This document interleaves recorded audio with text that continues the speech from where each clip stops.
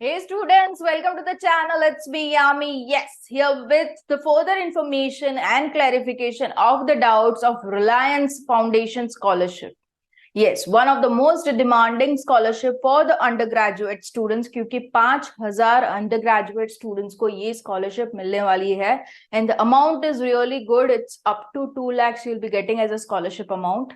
इसी वजह से I wish maximum of you should crack the scholarship and cracking के लिए they have a filtration kept, that is the aptitude test, जिसका sample paper भी उन्होंने वेबसाइट पे प्रोवाइड किया है, जिसके कुछ क्वेश्चंस मैंने अपने लास्ट वीडियो में सॉल्व किए हैं एंड कुछ जो रिमेनिंग है ऑफ न्यूमेरिकल एबिलिटी वो हम आज साथ में सॉल्व करने वाले हैं.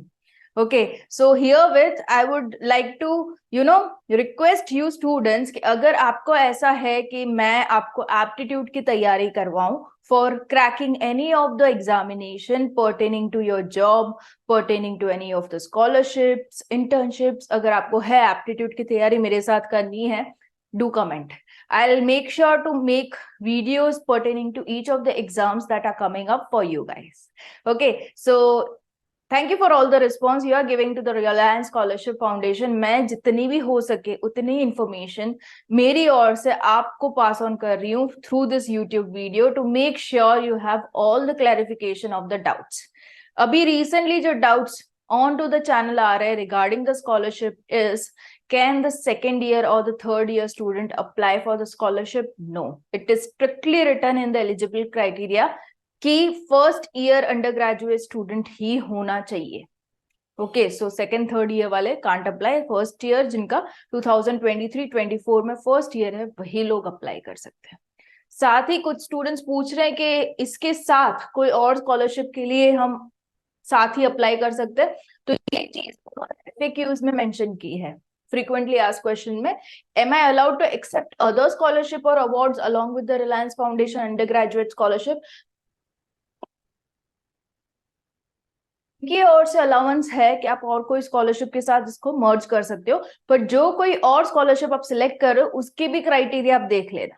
कुछ स्टूडेंट की कमेंट है कि मैं गवर्नमेंट स्कॉलरशिप ले रहा हूं तो ये ले सकता हूं या नहीं. तो गवर्नमेंट स्कॉलरशिप के क्राइटेरिया आप पढ़ लेना, वो अलाउ कर रहे हैं क्या मर्जिंग ऑफ स्कॉलरशिप या नहीं. दोनों और से अगर सही से बैठ रहा है कि हाँ दोनों ही हाँ कह रहे हैं तो आप दोनों ही स्कॉलरशिप को एंजॉय कर सकते हैं. राइट, तो this is to be cleared from my end to you guys, क्योंकि ये काफी सारी कमेंट्स है कैन वी अप्लाई इट और नॉट. एंड साथ ही एक और जो रिपीटेटिव कमेंट है, लैपटॉप से ही एप्टीट्यूड को टेस्ट को देना जरूरी है. Is that compulsory? Can we give it from mobile? So it's very much necessary to have a desktop or a laptop for your aptitude test. Okay, क्योंकि उसमें last video में मैंने बनाया था डूज एंड डोंट्स, क्या करना चाहिए आपको. लैपटॉप स्क्रीन के आगे आप बैठ रहे हो तो आपको बिल्कुल ही अपना फेस दिखे वैसे बैठना है, and all those criteria I have discussed in the last video. ये तभी फुलफिल होंगे जब आपके पास एक इंस्ट्रूमेंट लाइक लैपटॉप और डेस्कटॉप होगा. मोबाइल पे ये नहीं फुलफिल होता. Right, so you need to have that one for the aptitude test. तो ये कुछ बेसिक से रिपीटेटिव क्वेश्चंस आ रहे थे तो मैंने सोचा वीडियो से पहले मैं आपको कह दूं. अभी आज के दिन में we are going with the solution of this thing, numerical ability. ये चीज का questions in the sample set of questions are given in the website itself. Okay, तो उसी के मैं सॉल्व करवा रही हूँ. इस तरीके के दूसरे भी if you want I can bring a series for you guys, ताकि हमारा ये जो बना रहे हैं कि हाँ आपको कॉन्फिडेंस रहे कि we can crack the aptitude test और हमें स्कॉलरशिप मिल पाएगी. Even I am taking classes on to Unacademy platform and उसकी भी link I provide in the description box below to make it very sure कि आपका प्रैक्टिस सही से बना रहे. And it's free of cost. You just need to log in and you are all through and come to my lecture. We can have a live lecture and solve the questions over there. Gate की भी मैं वहीं पे तैयारी करवाती हूँ onto the platform of Unacademy. Got it? So coming to this particular solution of set of questions, यहाँ पे देख सकते हो आप न्यूमेरिकल एबिलिटी आपकी टेस्ट होगी, which is very simple. इसका लेवल मैं कह सकती हूँ इतना टफ नहीं है, बहुत ही सिंपल है. देखो, the first question will start solving. Average cost of 5 apples, the average cost of 5 apples and 4 mangoes, the average cost of 5 apples and 4 mangoes is equals to 36. यहाँ पे ये word is very important to make the right solution. It's the average cost. Okay, average का मतलब क्या होता है? Total cost upon the number of units. Okay, that gives you the average cost. अभी यहाँ पे अगर आप देखोगे नंबर ऑफ यूनिट्स कितने हैं? 5 एप्पल और 4 मैंगोज मिला के हो जाते हैं 9 यूनिट. तो इसका ये जो एवरेज कॉस्ट है उसका अगर टोटल कॉस्ट अपने को निकालना है, इसका अगर अपने को टोटल कॉस्ट निकालना है, we need to multiply it with the number of units, which in our case is how much? 9. So if you simply multiply this with 9, you can get your total cost. Simple. Similarly, दूसरा equation भी है, the average cost of 7 apples and 8 mangoes is how much? 48. Right? So इसका भी अगर आपको total cost निकालना है, multiply with the number of units. Units कितने हैं? 15. Got it? 8 plus 7 is 15. So just you need to multiply it with 15 to get your total cost. Got it? दोनों का ही total cost निकल गया. You got two equations. Now the total cost of 24 apples. आपको find क्या करना है? Total 24 apples and 24 mangoes का total cost find करना है, कितना होगा. So once you get the total cost of above two data given, you will get two equations. Okay, on solving that you can get the final results. अभी solve करने के लिए tell me the multiplication value कितना आ रहा है. मैं भी अपना कैलसी खोल के ले लेती हूँ to make it sure I am giving you the right values. 36 into 9 कितना बन रहा है? 324 यहाँ पे आएगा. And 48 into 15 कितना बन रहा है? 720 यहाँ पे आ जाता है. ठीक है, तो अपने दो इक्वेशंस जो बन जाते हैं वो कौन से हैं? अगर मैं दूसरे कलर से यहाँ पे लिख दूं, that is equals to 5a, okay, and 4 mangoes is equals to how much? 324 total cost. Then 7 apple and 8 mangoes मिला के कितना हो जा रहा है? 720. So if you kind of equations दोनों को ही अगर आप ऐड किए जाओ तो कितना आ जाता है मिला के? 12 apple and 12 mangoes is equals to मिला के कितना हो जाएगा ये आपका? 324 plus 720 will come to 1044. Right? This is the final equation you are getting with the data that is given to us. अपने को find क्या करना है? We need to find it for 24 apple and 24 mangoes. Okay, तो what you need to do, इसको अगर आपको 24 बनाना है, you just need to multiply it with 2. Does that? इसको अगर आप 2 से मल्टीप्लाई कर दो, ऑब्वियसली आपको इसको भी 2 से मल्टीप्लाई करना है, राइट? तो इक्वेशन क्या बन जाएगा? 24 apple plus 24 mangoes is equals to इसका दुगना, that is 2088, double of it, right? So that's the answer, option number B. Simple as that. Very simple. Got it? Okay, so this is the solution for the very first thing. अगर इसको मैं clear करूं यहाँ पे तो we can go to the next one. Okay, the courtyard is 15 meter long. The courtyard is 15 meter long and 10 meter wide, and it is to be paved with the bricks. एक courtyard है जिसका dimension दे रखा है ना, उसको brick से बनाना है. BRICS के भी डायमेंशन दे रखे हैं, तो ब्रिक एक छोटा सा यूनिट है जिससे हमें बनाना है इसको, राइट? तो छोटे से यूनिट का डायमेंशन क्या है? 20 सेंटीमीटर बाय 10 सेंटीमीटर. ठीक है, तो ये यूनिट सेंटीमीटर में, ये मीटर में है. Okay, what is the number of bricks that are required?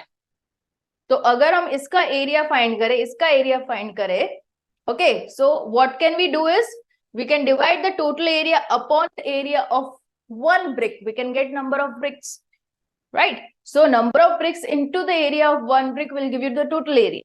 हमारे पास total area है, उसको अगर divide करें by the area of number of bricks, we can get total number of bricks that are required.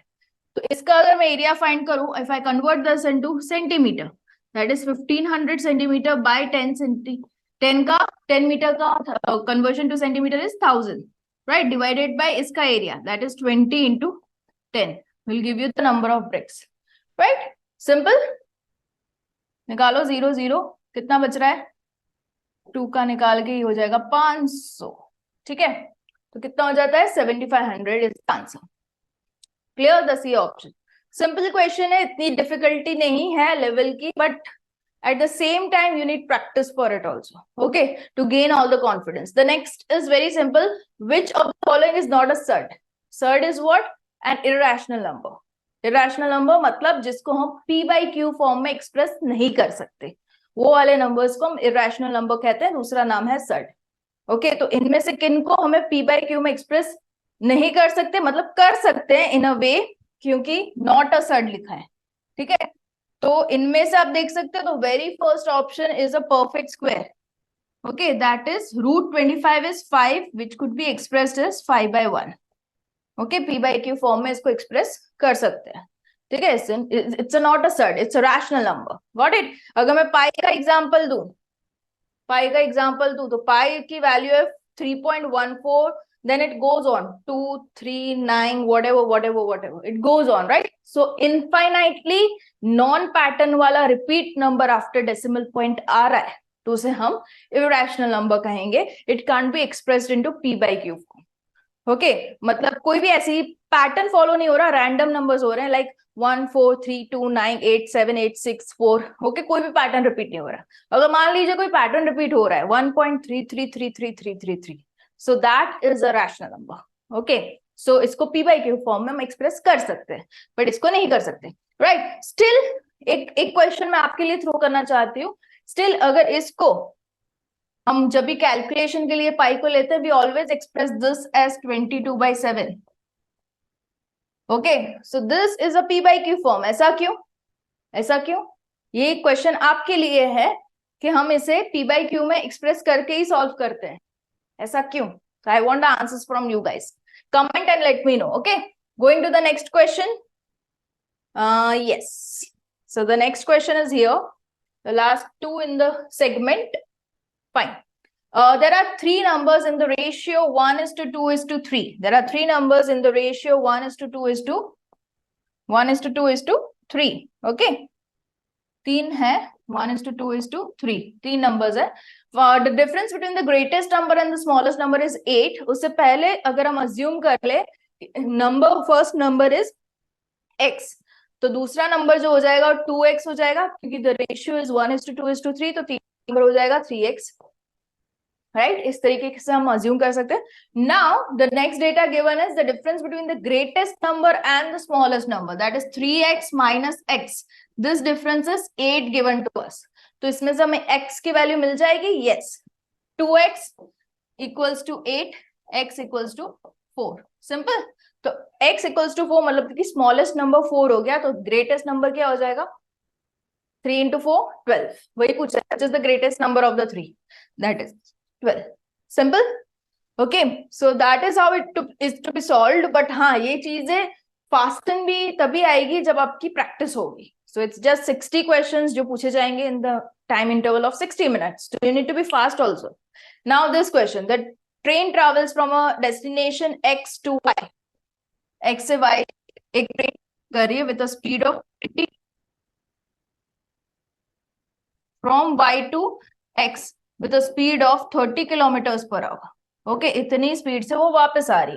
The average speed of the journey कितनी है वो आपको find करनी है। अभी कुछ बच्चे looking to the data they simply write it as average of 20 and 30 being 25। हाँ, ऑप्शन में है, लिख दो। नहीं, इट्स टू बी सॉल्व्ड, क्योंकि एवरेज स्पीड अलग आएगी। ओके, सो कैसे सॉल्व होगा बताती हूँ। देखो, आपको अभी स्पीड का डेटा दे रखा है, ठीक है। अगर आपको इसमें टाइम इंटरवल निकालना है, if you want to find कि x से y तक पहुंचने में कितना टाइम लगा था with a speed of 20 kilometre per hour, तो assume a distance. You can assume any distance, because हम सिर्फ सॉल्व ही कर रहे हैं, तो you can assume any distance, but ऐसा अज्यूम करना जो इसके मल्टीपल में हो, ताकि हमारा सोल्यूशन थोड़ा इजी हो जाए। ठीक है, तो मैं अज्यूम कर रही हूँ ये जो डिस्टेंस है वो 60 किलोमीटर है। ठीक है, x से y का डिस्टेंस है 60 किलोमीटर, अज्यूमिंग। तो अगर ये स्पीड से जा रहा है, इतना डिस्टेंस है, तो कितना टाइम लगेगा? Okay, so you know very well, speed equals to distance upon time. अगर आपको टाइम फाइंड करना है, you need to divide distance by the speed. तो इन केस में 60 is the distance, speed is 20, तो आपको कितना टाइम लगेगा? 3 घंटे लगेंगे। ठीक है, अगर इसको अलग कलर से मैं, यहाँ पे आपको लगेंगे 3 आवर्स। 60/20, यहाँ पे 60/30 में रिटर्न में कितना टाइम लगेगा? 2 hours. Okay, so if you want to find the average speed, what is the formula that you can use, average speed is what? Total distance upon total time taken. Okay, तो total time कितना बन गया इनका? 3 + 2 5 and total distance 60 इस तरफ 60 इस तरफ 120. Okay, so if you just divide 20 by 5, shall you get? Yes, 24 is the answer. Got it? Clear है सभी को? So जिन्होंने 25 टिक किया वो गलत बैठेंगे क्योंकि the average speed will go to 24. Got it? So this is to be solved in this manner and it's very easy if you go ahead with the practice. And I have a session into which you can come and have a practice with me of such questions so that आपका जब भी aptitude declare हो for your scholarship, for any other, even I can say for your off-campus interviews, for your any other scholarship, internship, तो आप सभी के लिए aptitude के लिए prepared रहोगे. क्योंकि ये चीज तो पक्की है, अगर आपका लॉजिकल माइंड चेक करना है जो कि हर ही जगह आपका चेक होगा तो एप्टीट्यूड का सेक्शन तो होगा ही होगा. ठीक है, so hope it will help you guys and yeah I will be coming up with more such videos. जितने भी आपके डाउट्स आ रहे हैं regarding the scholarship you can absolutely mention in the comment section. I will be more than happy to share with a video and clear all your doubts. Okay, see you soon in the session. It's me, Yami. Bye.